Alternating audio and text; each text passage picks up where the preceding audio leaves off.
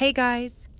Tonight we step into the crystal-smashed salons of Paris, the perfumed corridors of Versailles echoes, and the bruised glitter of the interwar elite. We are entering the brutal, glittering, venom-drenched world of Daisy Fellows, the heiress who destroyed everyone. Picture a woman whose beauty made princes kneel, whose tongue sliced through egos like a jeweled dagger, and whose life was drenched in death, diamonds, and slow-burning madness.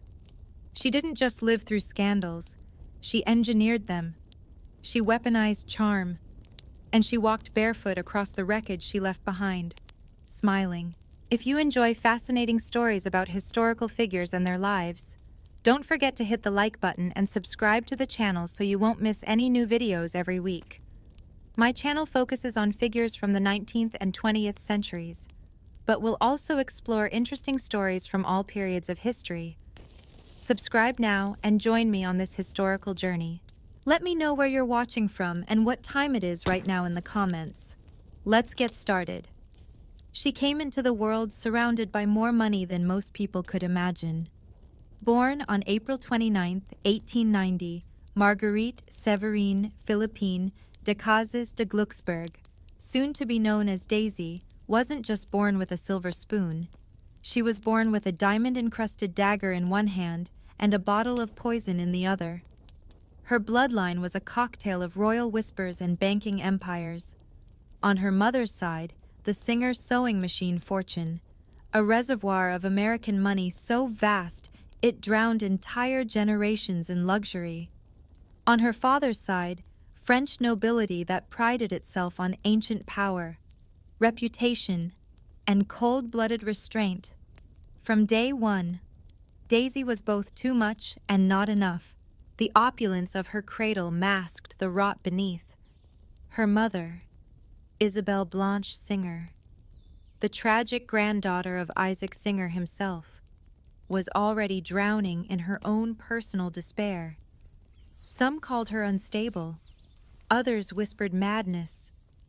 Her behavior swung between exquisite affection and unhinged hysteria, and the scent of morphine never quite left her rooms. Her father, Jean Decazes, the third Duke Decazes, maintained the chilling distance of a man who saw emotions as a vulgar inconvenience. He offered prestige, yes. Warmth, never. Their Parisian townhouse was a tomb of velvet and glass. Nannies whispered about the screaming at night.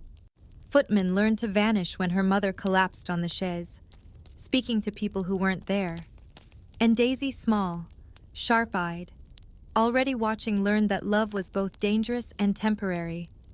The walls of wealth were thick, but not thick enough to muffle the sobs of a woman unraveling.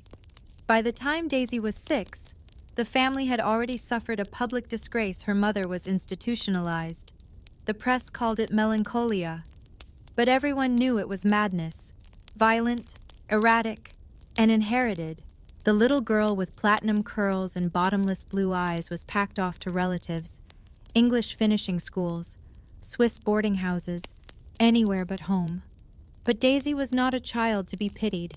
She learned quickly beauty could buy tolerance. Charm could be sharpened into a blade.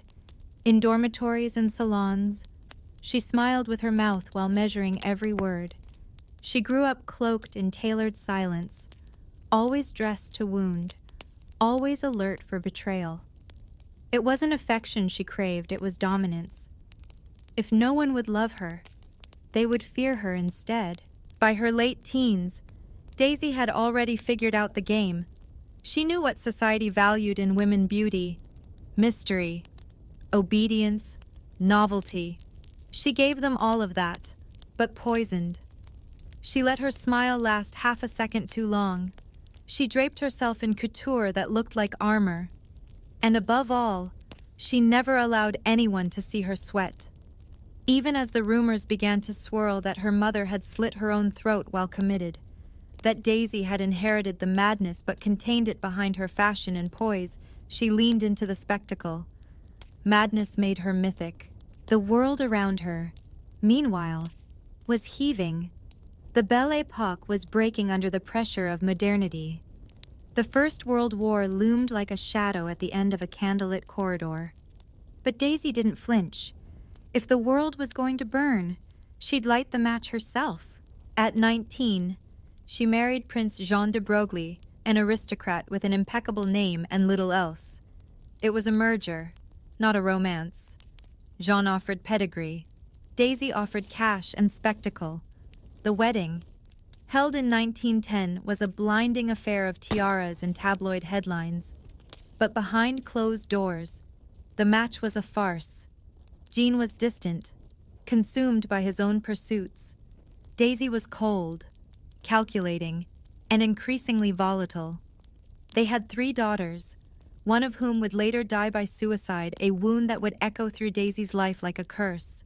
Motherhood didn't soften her. It terrified her. She'd grown up in the wreckage of female fragility and had no idea how to nurture without drowning. Instead, she turned her children over to governesses and focused on herself, her image, her conquest, her empire of perception. She began writing novels, sardonic, biting, brutal little things full of venomous women and powerless men. People read them as fiction. They were, of course, portraits of her social circle. And oh, how she dominated that circle. As the 1920s roared into being, Daisy came alive.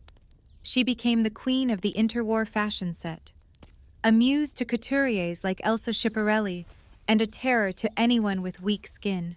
She was the kind of woman who would attend a party in a hat shaped like a birdcage, then leave early after declaring everyone present visibly inbred. She commissioned custom lipstick colors to match her mood: suicide red, arsenic pink, orgasm plum. Her accessories weren't bags, they were people, writers, models, minor royalty, all orbiting her, all terrified of falling out of favor. To meet Daisy Fellows was to be measured like meat. If she liked you, she'd insult you to your face. If she hated you, she'd destroy you with a smile. People gossiped about her cruelty, but they couldn't stay away. She was fascinating in the way wild predators are fascinating, beautiful, sleek, and likely to strike without warning. And beneath it all, a secret was growing, a slow, silent bruise, because Daisy, for all her thrones and lovers, was not at peace. She was terrified of being abandoned, of being forgotten, of going mad like her mother. The image she built was a fortress, and the woman inside it was starving. She drank too much, snorted too often, and turned even her friendships into tests of endurance. She didn't want loyalty, she wanted worship, and soon the mask would begin to slip. The cracks were hairline at first, a strange outburst at a gallery, a venomous letter sent to an old friend, accusing her of betrayal, whispered tales of her roaming parties barefoot, demanding everyone stop talking and simply admire her. But they widened, slowly, until the chaos inside her began to leak into every room she entered. She had conquered the world of appearances, but now came the unraveling, and Daisy. She would make sure the fall was just as spectacular as the rise. You remember the cold, sharp light of those early Paris mornings, the ones where the sun sliced through lace curtains and exposed the dust on gilded mirrors. That was your childhood. Not warm, not safe, but exquisitely arranged. Everything appeared perfect, and nothing ever was. Your family did not whisper. They judged. They did not cradle. They dismissed. Your father, Jean de Cazes, was nobility to the bone, icy, untouchable, more loyal to formality than to blood. He could speak for 20 minutes and say nothing. When he looked at you, it wasn't with affection, it was with assessment.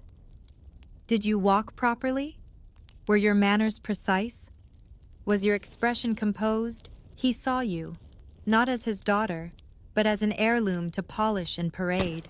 And your mother, oh, your mother, Isabel Blanche Singer, the lost heiress, the woman with eyes like storms and moods like fire. She was not designed for this world. She had beauty that felt mythic, but madness that could flatten a room. When you were 4, she'd sing to you while weeping uncontrollably.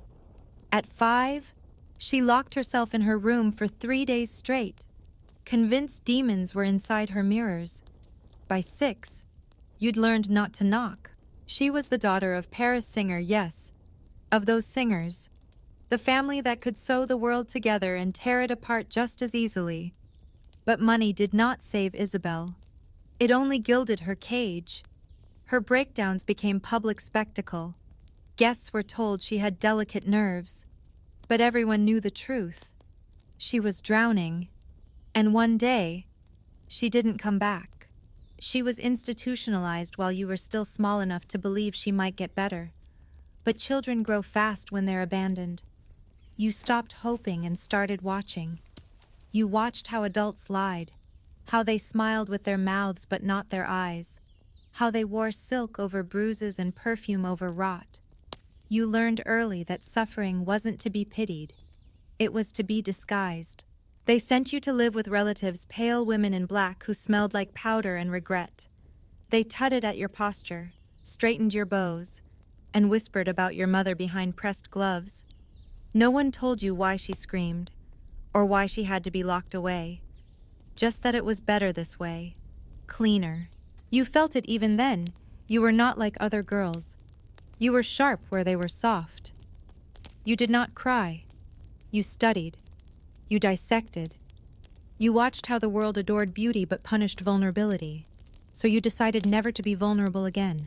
At school, you terrified the other girls. You were too composed, too quick with cruel observations. You laughed at their heartbreaks and memorized their weaknesses. Not because you were evil, but because you were afraid. Fear, in you, became dominance, and cruelty, it became protection. You began to build yourself as if you were designing a weapon. Each choice was deliberate. Hair, platinum, dresses, exquisite, opinions, sharpened to a knife edge. You were the girl no one dared cross. Even your teachers found you unnerving, too articulate, too cold, too old behind the eyes. But even in exile, your family's shadow loomed. Letters arrived from your father, dry, formal, sometimes signed by a secretary. He asked about your studies, never your feelings, never about your mother, and so you responded in kind, perfectly penned notes with no heart in them. It was around this time that you began to fantasize, not about love, but about power. You dreamed of walking into a room and silencing it, of holding everyone's attention, of becoming so magnificent that no one would ever dare leave you again. By the time you returned to Paris, you were nearly grown, but not naive. You understood the rules of society better than any debutante. The games of gossip, the false smiles, the dangerous liaisons, and you were ready to play them all. But first came marriage, because even the most brutal heiress must marry well. You selected Prince Jean de Broglie as one might select a pair of gloves. He was presentable, titled, and irrelevant, the kind of man who would never outshine you. Your wedding was grand, cold, and strategic. You wore white, but your heart was armored. Your new family, more ancient nobility, welcomed you with frozen politeness. You were money, after all. American money. Singer money. They needed you, but they didn't love you, and you didn't care. Jean was a cipher, pale, quiet, interested in horses and not much else. You gave him 3 daughters, and then, emotionally, you disappeared. You wanted affection, but it frightened you. You wanted devotion, but didn't trust it. And so you gave your children what you'd been given: absence. Not physical, but emotional. They grew up in the same hollow luxury you did, watched by nannies, spoken to by governesses, kissed only on the forehead before guests arrived. The cracks in your world began subtly. One day, You slapped a maid for bringing the wrong gloves. Another, you accused a friend of stealing your perfume. You began drinking in the mornings. The house grew quiet when you entered. People started using words like temperamental and difficult, but no one dared challenge you. Instead, you became a figure larger than life, untouchable, a character in your own opera. You wrote novels, thinly veiled attacks on your social circle. They were witty, they were cruel, they were bestsellers, and you relished every scandal they caused. But behind the satire was bitterness. You couldn't write tenderness because you didn't believe in it. Every character you created was broken, just like you. And so your novels became confessions no one recognized. Still, society adored you. You filled your drawing rooms with the brightest minds and most dangerous egos. Poets, painters, lovers, liars. You crushed them all. You fed off admiration like oxygen. And yet, in your grandest moments, you felt nothing. Because power is not love, and applause is not warmth. Your daughters began to drift. One grew secretive, another tried too hard to please you. The third, Emmeline, would one day take her own life, but you didn't see the signs. Or maybe, you refused to. You had built a world so theatrical that reality had no place in it.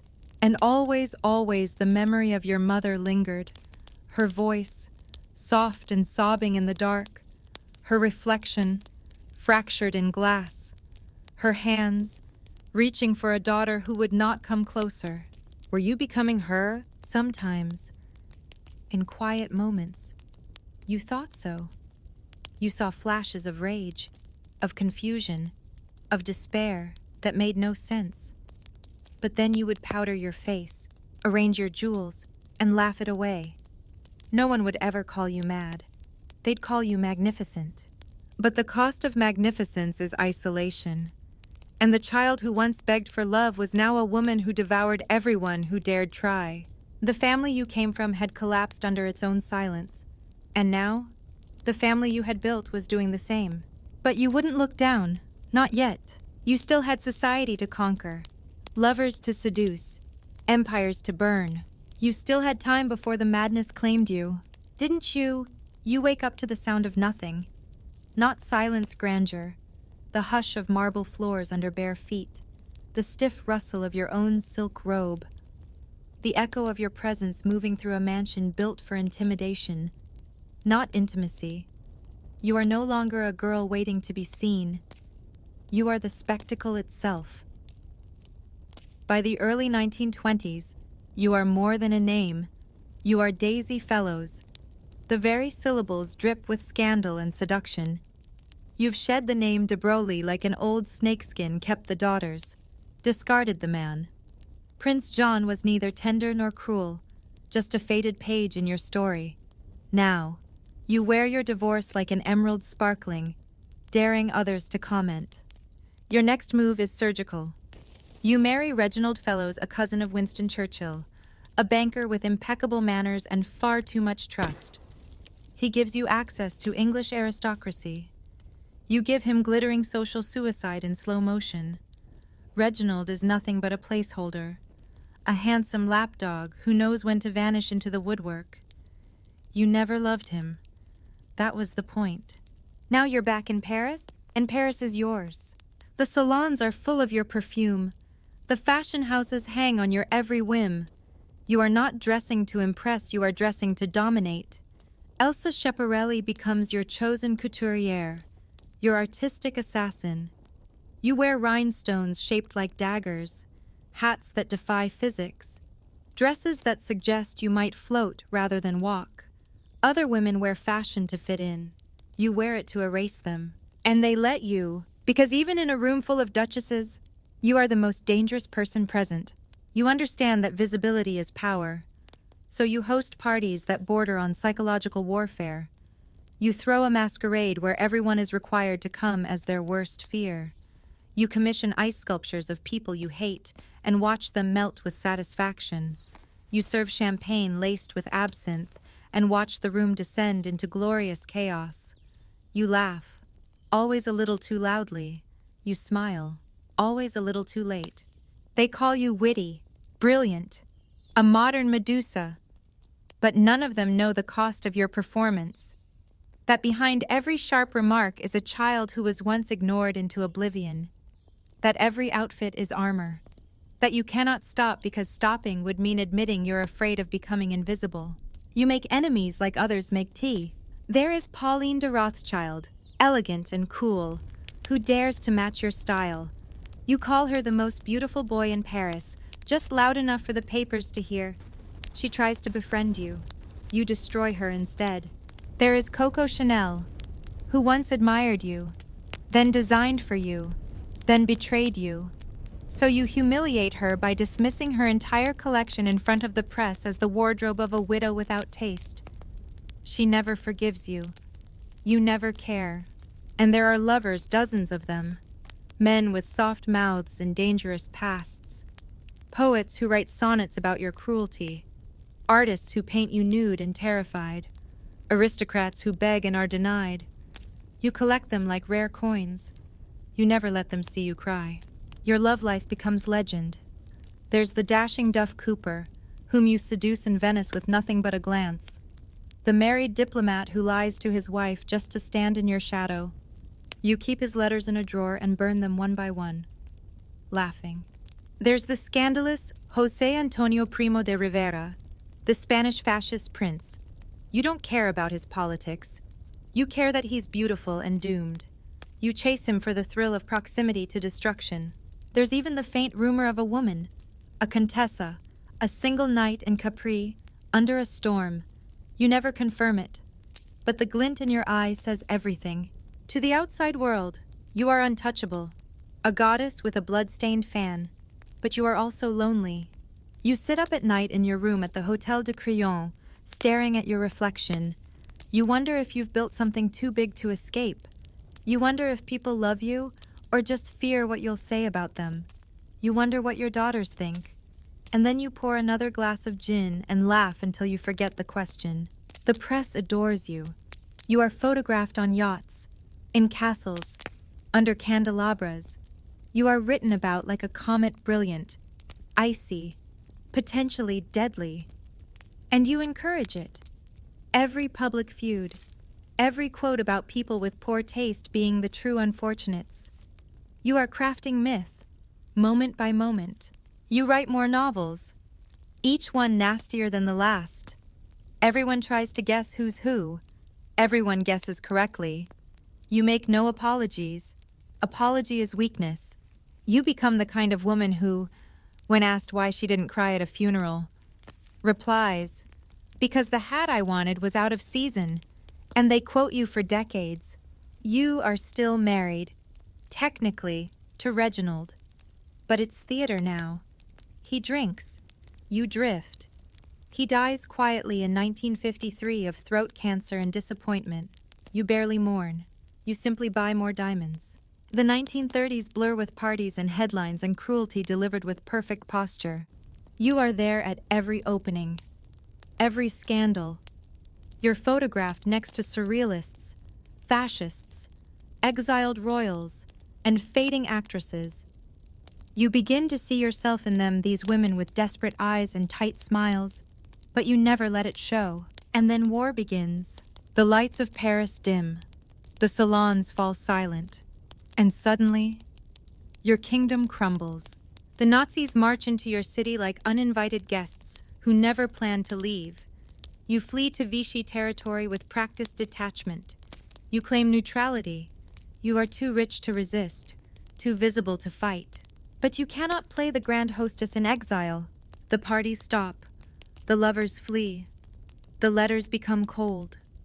Paris forgets you while it starves. And you begin to rot from the inside. Because what is Daisy Fellows without her audience? What is cruelty without witnesses? You wander through your villa in the south of France, rearranging furniture that doesn't matter, clutching at memories that no longer fit. You write letters that never get replies. You drink alone. You no longer laugh quite so loudly. You start to feel something gnawing at you. Not grief, not guilt.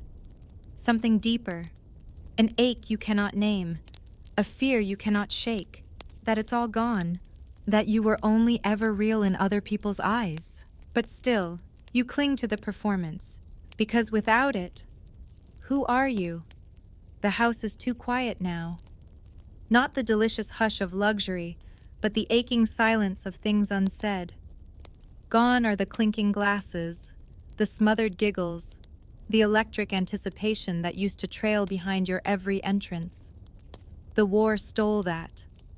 Or maybe it was already slipping away, long before the tanks rolled into Paris and your kingdom turned into a haunted memory. You tell yourself it doesn't matter. You survived. You always survive. But the truth is, you've begun to unravel. You still host less frequently, less lavishly. You try to resurrect the magic. You serve cocktails in baccarat goblets, wear Schiaparelli gowns stitched with secrets.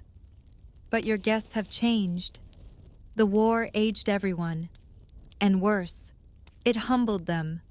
They've seen death, real death, starvation, mass execution, resistance, torture. The sparkling venom of Daisy Fellows now tastes like something spoiled. You don't recognize their eyes anymore. They're not dazzled, they're tired. And you, though you'd never admit it, are exhausted. The mask is heavier now. You feel it tugging at the corners of your face. Your signature cruelty, once effortless, now costs you something. You insult a dowager at tea and feel a strange tremor in your hands. You call a former lover irrelevant in front of his wife and spend the next hour alone in the powder room, staring into the mirror and wondering if that look in your eyes belongs to your mother. It always comes back to her. She visits you in dreams, her hair tangled, her wrists bandaged, her voice broken and begging. You wake up drenched in sweat, convinced she's in the room. Sometimes, you speak aloud to her. Sometimes, you catch yourself humming the lullabies she once crooned while crying. You begin to fear mirrors, not for the wrinkles, those you can explain. It's something else, something beneath your skin, a shadow that moves even when you are still. You try to escape it the only way you know how, by running faster, dressing brighter, loving harder. But love has become a trap. You find yourself drawn to men who hurt you. The gentle ones bore you. The kind ones confuse you. You crave the dangerous ones, the gamblers, the drinkers, the liars. Not because they love you, but because they don't. And you believe, somewhere deep and bitter inside, that you don't deserve love that stays. You begin an affair with a painter half your age. He calls you devastating. You call him insignificant and beg him not to leave. He does anyway. Then there's the Romanian count who slaps you across the face during an argument.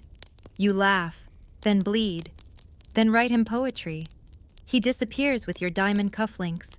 Your friends start to worry. They whisper about you now, just as you once whispered about everyone else. She's not right. She's unraveling. She drinks before breakfast. You overhear it all. You let it wash over you like rain. You've weathered worse, haven't you? But this is different. This isn't scandal. This is disintegration. The days stretch long and meaningless. You begin walking the halls of your villa like a ghost. You rearrange furniture obsessively. You fire maids for imagined offenses. You grow convinced that one of your daughters is conspiring against you. You stop opening letters. You start writing again.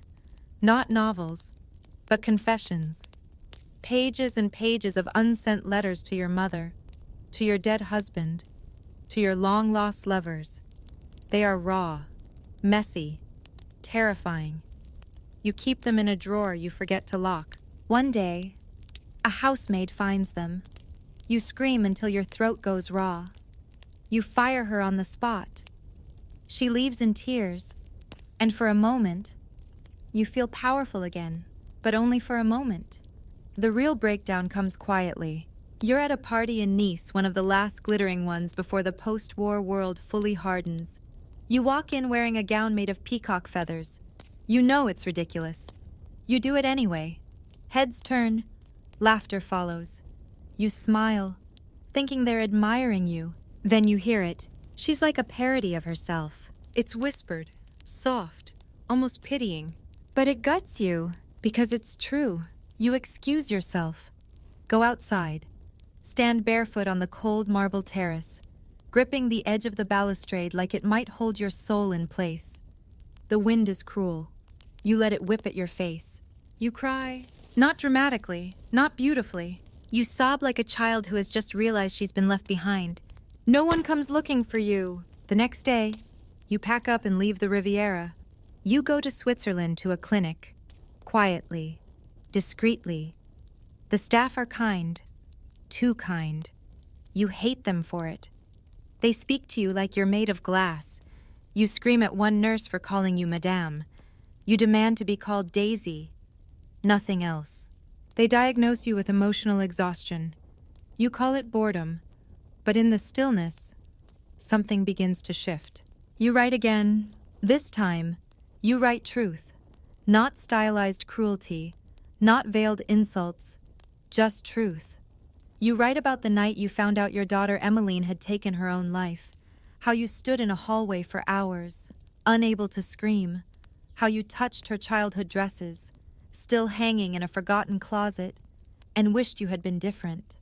You write about the day you first realized you didn't love your husband, how you'd looked at him reading the paper and felt nothing but regret. You write about your mother. Always, always, your mother. You don't heal, but you slow down. When you return to Paris, it's not the same. You're thinner, quieter. Your wit still cuts, but not as often. You start wearing simpler clothes. You smile more. People are confused. Some say you've become soft. Others say you've gone mad at last. But you know the truth.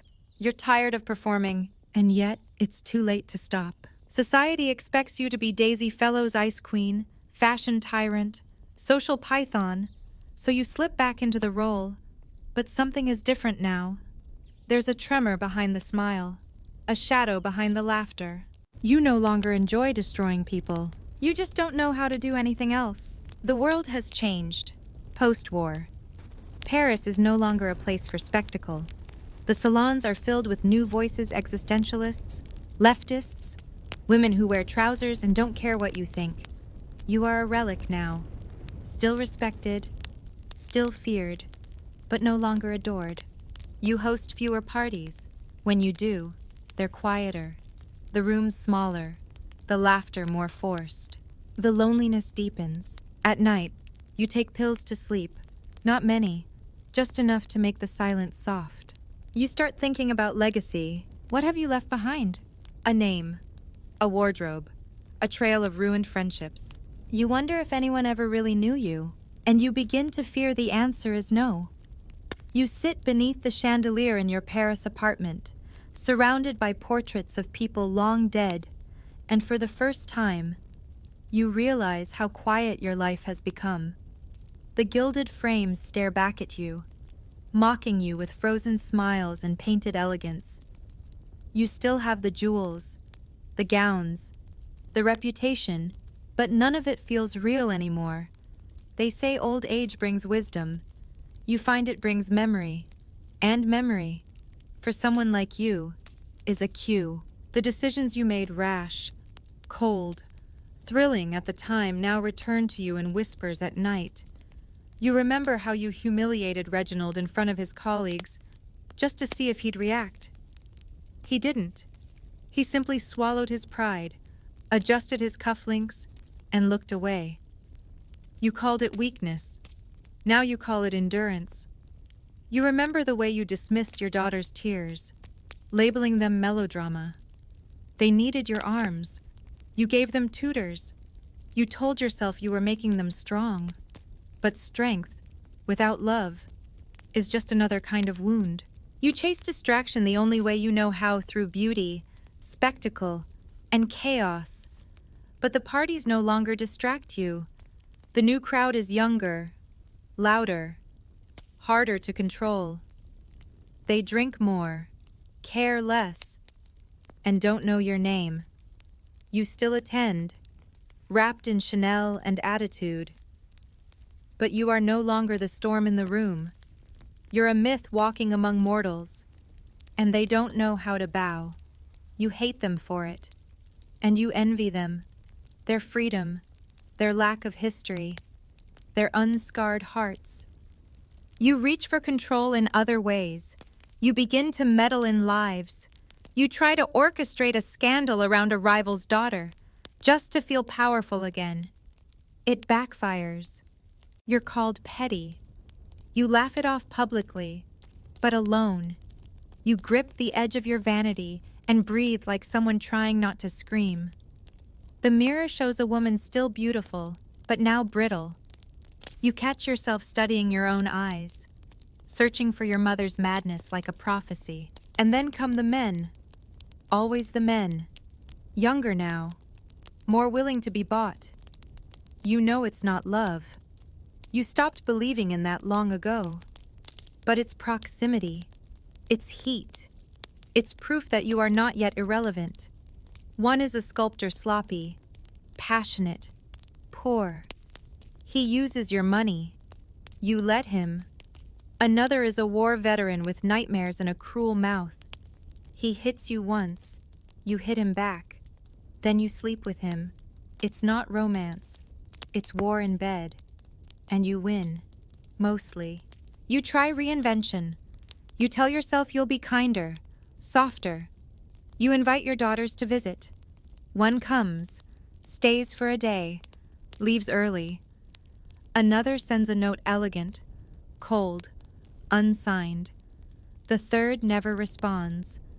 You reread their letters at night, searching for warmth in the spaces between the words. It isn't there. You begin to fear silence in a new way. Not just the absence of sound, but the absence of meaning. You start talking to yourself more. At first, it's muttered observations, then full conversations.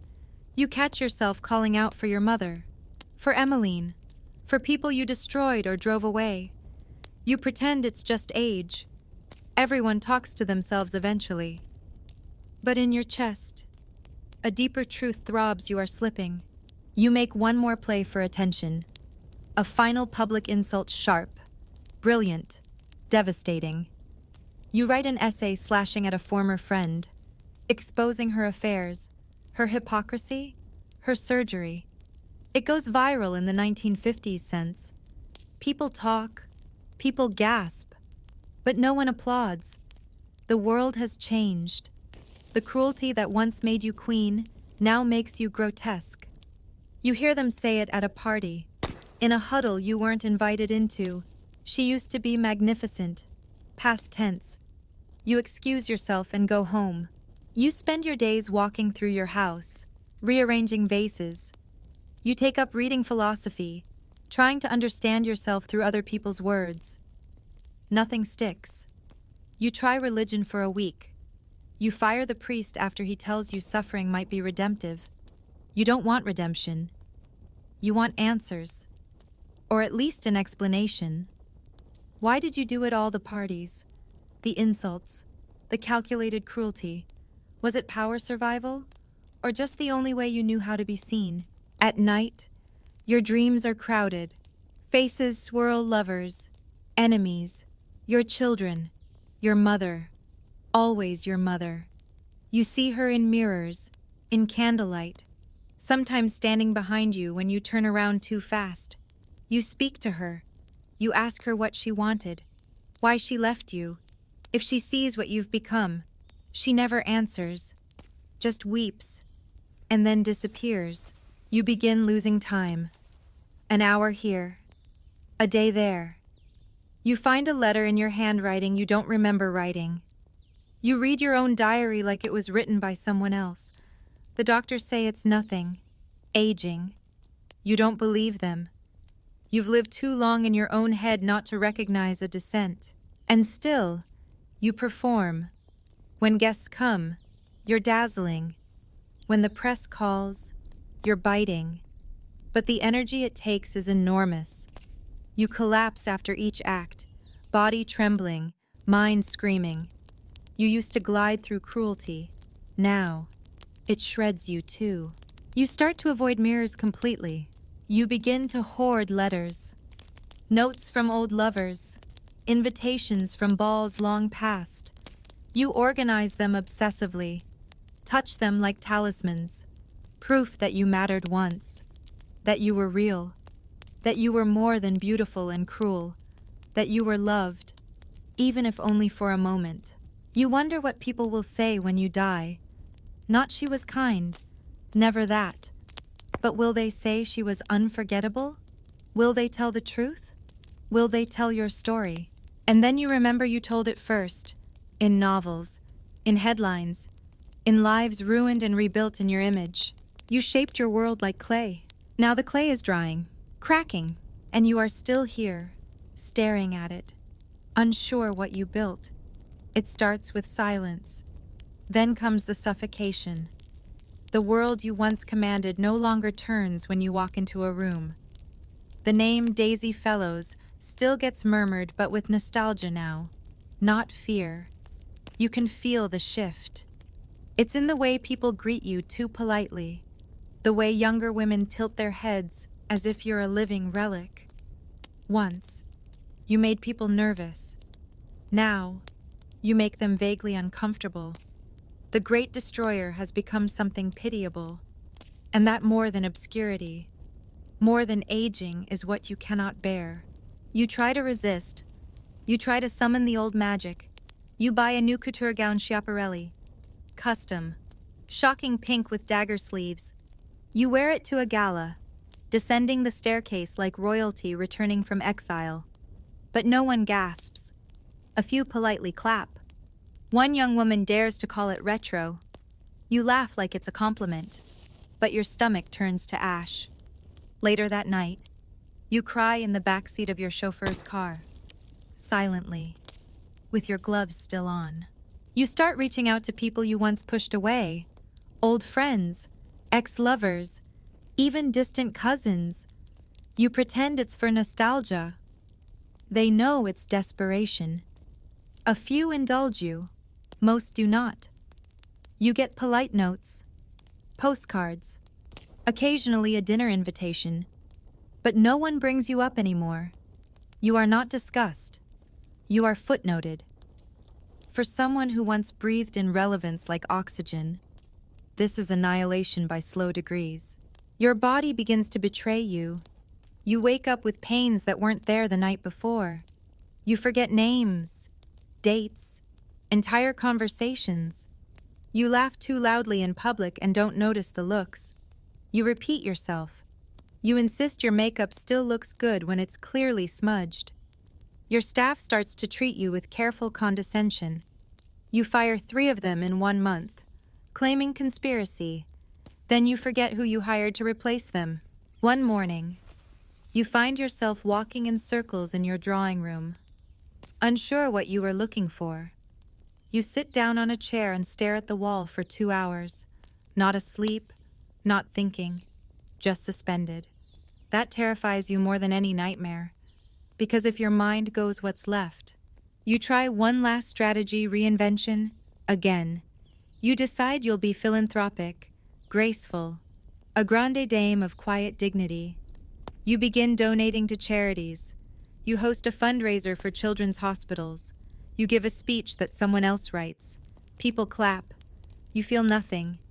You go home and rip off your pearls like they're choking you. You miss the cruelty, the bite, the clarity. When you were feared, you knew who you were. Now you are no longer feared. You're barely watched. So you retreat.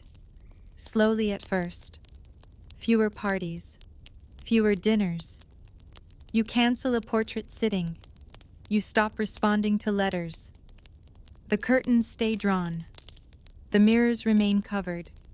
You wear black more often, not as mourning, but as camouflage. Your last true friend dies in spring. You don't go to the funeral. You write a letter to her son and burn it before sending. You don't know why. Maybe you just didn't want someone else having your words. Not now. You begin rereading old newspaper clippings.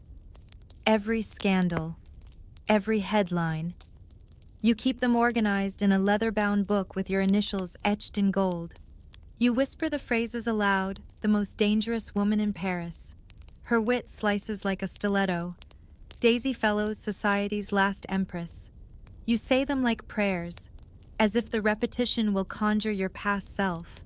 But the past doesn't come back. Instead, it rises around you like smoke filling the rooms with ghosts. Reginald, standing in the corner of your bedroom, saying nothing. Emmeline, still 16, brushing her hair in a mirror that no longer reflects. Your mother, always closest, always weeping. You try to speak to them, not with drama, but with quiet urgency. Was it worth it, you ask? Did I do this to myself? No one answers, but the silence is different now. Heavy, watching. You begin avoiding the upstairs. It reminds you of the time your daughter locked herself in the bathroom and refused to come out. You were hosting a party. You sent the maid. You never went yourself. Later that night, she told you she wanted to die. You told her not to be dramatic. She never told you anything again. Your guilt blooms in new, strange shapes. You start believing your mother's madness wasn't a curse, it was a mirror. You write letters to yourself, as if trying to explain the choices. You begin referring to yourself in the third person. Daisy should not have said that. Daisy should have tried harder. Daisy should have known better. It comforts you. Then it terrifies you. You stop writing. You start hearing music when there's none playing. Old waltzes, faint piano. You ask your maid if she hears it. She says no. You never ask again. The loneliness curdles. You don't cry. You don't rage. You observe. You are now your own case study. You catalog your decline like a scientist watching an animal devour itself. Your dreams turn violent. Not blood, but emotion. Regret. Grief. Fear. You wake up with clenched fists and bitten lips. You begin to dread sleep. But you can't stay awake either. The pills help, until they don't. One night, you take too many. Not to die. Not really. You just want silence inside your head. It doesn't work. You wake up disoriented, on the floor, covered in bruises. You stare at the ceiling for what feels like days. Then, finally, you crawl back into bed, alone, always alone. The staff begins to whisper again, about your forgetfulness, about the pills, about the strange noises from your room. You let them. You're past caring. And then, slowly, everything becomes beige. The days, the thoughts, the air. You stop dressing. You stop writing. You stop moving. You exist in a chair by the window, wrapped in a shawl you used to mock other women for wearing. You no longer hate it.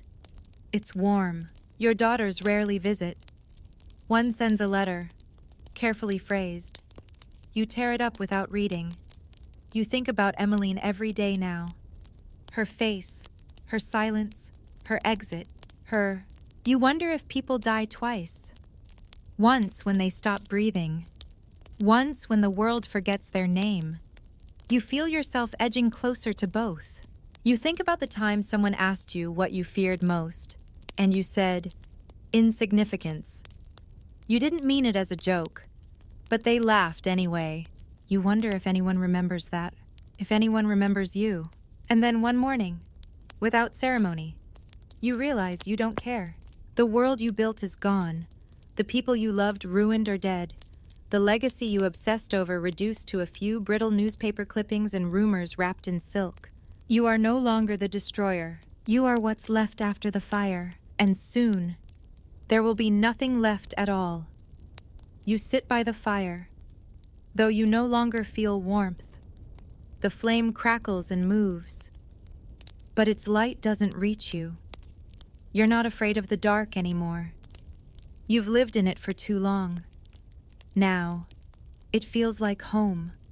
The apartment is smaller than it once was, not in size, but in spirit.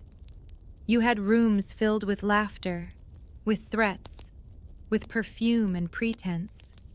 Now, they hold dust. Your world has shrunk to this chair, this shawl, this window, where you watch the seasons pass without ceremony. People have stopped sending flowers. Even the silence has grown stale. You no longer pretend to care. That was the last thing to go, the pretense. You no longer dress up. You no longer sharpen your voice to a blade. You no longer ask your maids to lie to you.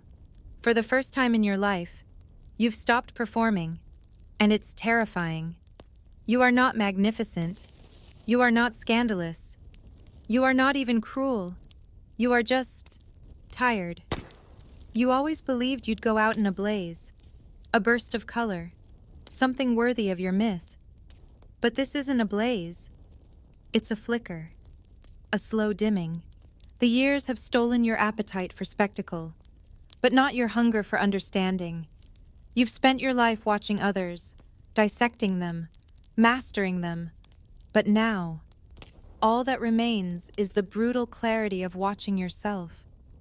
The woman you made, the girl you left behind, the mother you became. You remember things now you tried hard to forget. You remember telling Emmeline that love was weakness. You remember her face when she heard it. You remember the silence that followed for days, for years. You remember the cold bath she ran the night she died. You remember the knock on the door and knowing, before it opened, what had happened. You remember pretending you didn't care, because if you had admitted what you felt, it would have broken you. But the truth is, it did. You just kept walking around inside the wreckage. And still, you survived. That was your greatest curse. You endured the things others didn't. Your mother died inside her own mind. Your daughter escaped in a bathtub. Your lovers disappeared into other beds, or into the war, or into oblivion. And you Daisy Fellows you endured. You outlived them all. But at what cost? What have you kept? Besides names that no longer answer and rooms that echo, you begin having dreams again. Only they no longer come at night. They come in the daylight. As you drift in and out of sleep in your chair, you see Paris in the 1920s, golden and brutal. You see yourself walking into salons like a queen with poisoned jewelry. You hear laughter, the cruel kind, the kind you taught them to use. You see a version of yourself that still believed power could replace love. And then it vanishes. You talk to your mother, out loud now. You're no longer ashamed. You ask her why she cried so much, why she couldn't hold on, why she didn't try to love you the way you tried to be worthy of it. You never get an answer, but the asking soothes something in you. You try to make peace with your daughters. You write letters honest, raw, filled with the kind of tenderness you never showed in life. You don't send them. You leave them on your dressing table like offerings. You want them to be found. You want someone to know that you tried, even if it came too late. Your staff has thinned. Those who remain are gentle, discreet. They move around you as if tending a museum piece.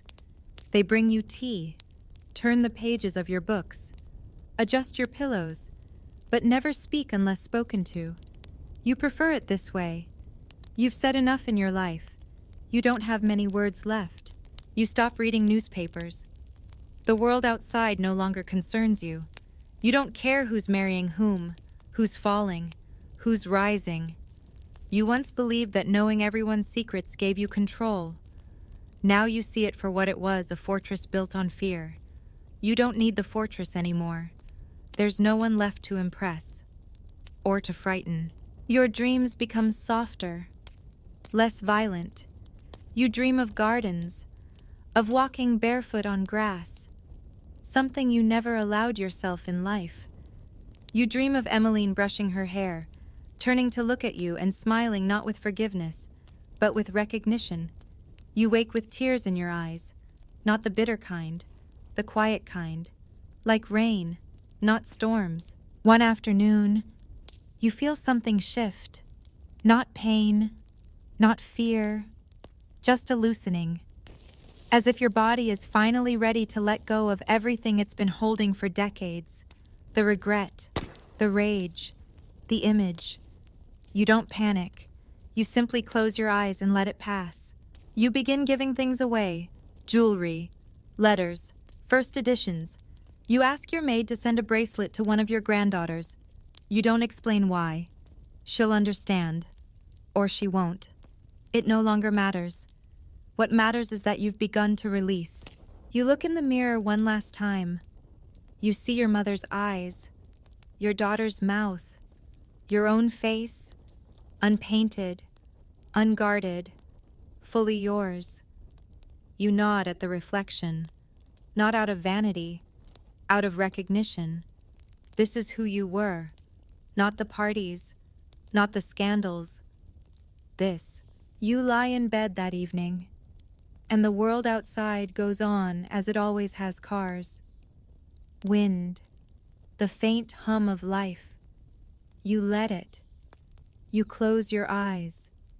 You imagine water, slow and warm. You imagine your mother singing. You imagine your daughter laughing.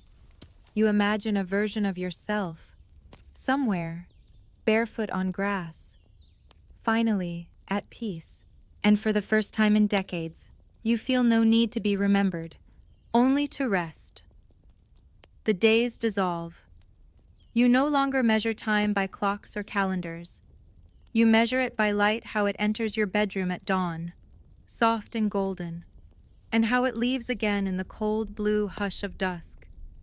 Each morning feels borrowed. You do not wake with dread anymore, nor with excitement. You simply open your eyes, breathe, and accept the gift of one more quiet day.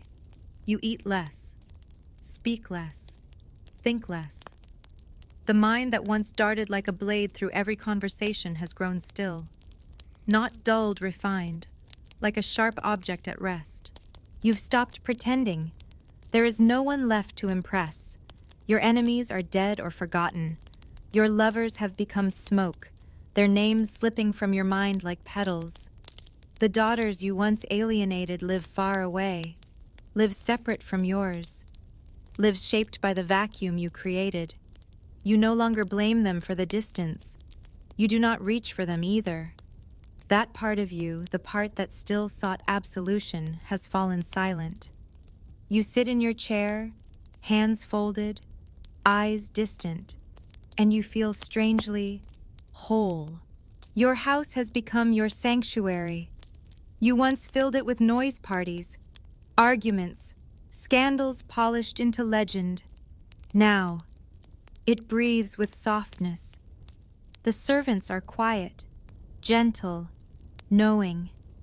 They tiptoe around your legacy, like archaeologists brushing dust from a crumbling monument. They understand you are not what you once were, and they respect that. Or perhaps they pity it. Either way, you accept their care with a grace you never allowed yourself before. Outside, the world keeps changing. Another revolution somewhere, another prince dethroned, another starlet rising. None of it touches you. You were the storm once. Now, you are the eye of it still, distant, surrounded by echoes. You used to read the newspapers religiously, searching for your name, your friends' names, your rivals' failures. Now the paper sits untouched on your nightstand. You don't need reminders of a world you no longer belong to. And then, one night, it comes. You wake with a strange clarity, as if your body has made a decision before your mind could catch up. The air feels too still, like it's waiting. You sit up in bed and look around the room. Everything is in place, the photographs, the books, the glass of water by your bed. It's all familiar. But something feels different, like the end of a play, when the actors pause just before the curtain falls. You lie back down, pull the covers to your chin. You are not afraid. Not really. You feel ready. Images begin to surface your mother's face, pale and wild-eyed, calling your name from a velvet couch. Emmeline as a child, reaching for your hand in a moment you'd long suppressed. Reginald laughing once, just once, before the marriage hardened into civility. A party in Venice, a kiss on a balcony, the scent of jasmine in a Parisian summer. You see them all, like a reel turning slowly in the dark, casting shadows on the inside of your eyelids. You smile, faintly. For a moment, you remember what it felt like to be seen, not feared. Your last thought is not of vengeance, not of legacy. It is of water warm, gentle, surrounding you. You feel yourself dissolve, not with violence, but with mercy, like perfume fading from the air. The maid finds you in the morning, peaceful, still, draped in lace and memory. There is no scandal, no headline, just a small obituary, elegant and discreet. Daisy Fellows, heiress, author, socialite, passed away at the age of 85 in her Paris residence. That's all the world says. But the world does not know what you carried, the sharpness of your mind, the brutality of your grief, the exquisite devastation of a life built on spectacle and survival, the rage you transmuted into beauty, the tenderness you buried beneath wit. You died as you lived untouchable, unknowable, unforgettable, and somewhere, beyond the noise, you are barefoot on a lawn that smells of lavender, a little girl running from no one, toward nothing, finally free. The fire is out now, the stage empty, the curtain fallen, and in the dim hush of that final moment, the world exhales the last breath of Daisy Fellows. She was not good, she was not gentle, but she was brilliant and brutal, and burned with a light that scorched everything in its path. Her life was a contradiction of diamonds and damaged luxury masking loneliness, power built on fragility, control born of chaos. To watch her rise was to witness fury turned into fashion, pain turned into performance, and to watch her fall was to finally see the girl inside the myth, trembling, exhausted, asking the questions she never allowed herself to ask aloud. There's something to be said for a life lived without apology, but there's also something to mourn. For every sharp tongue, there was a silenced cry. For every conquest, a quiet collapse. In the end, Daisy gave herself completely to the role she created until there was no one left behind the curtain. Only a legacy, a legend, a name etched into footnotes and fashion history. And yet somewhere, beyond the perfume and mirrors and silk, there remains the faintest trace of something human. A flicker of warmth behind the frost, a sigh beneath the laughter. A girl once left behind, who finally found a way to say goodbye. If you've listened this far, thank you. I hope her story stayed with you, the way all haunting stories do. And maybe, tonight, when the lights go down and your own thoughts come creeping in, you'll think of her Daisy, the heiress who destroyed everyone, including herself.